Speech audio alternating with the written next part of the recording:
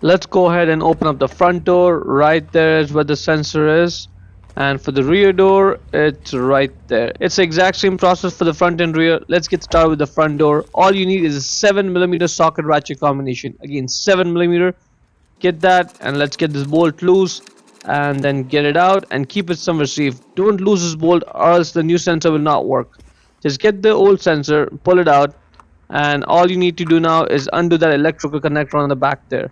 Press it right down over there where I'm pressing with my thumb. Get this connector out, and that's it. You can let go off the wire, it won't go anywhere. That's what the sensor looks like. It has the electrical connector in the back, only goes on in one way.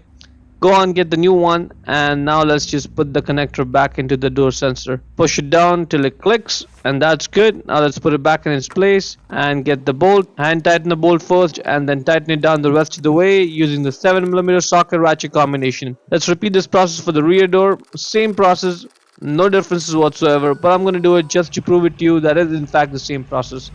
Let's undo the electrical connector, and over here the small difference is that you just have to hold on to the electrical connector wire.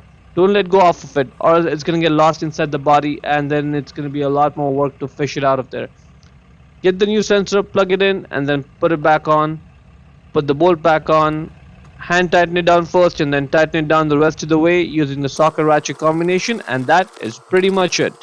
Before we go, let me give a quick shout out to Naya Motors Inc. for letting us use the car today to film the videos. They are a used car dealer here in Ottawa, Canada. Check out the link in the description for their entire inventory.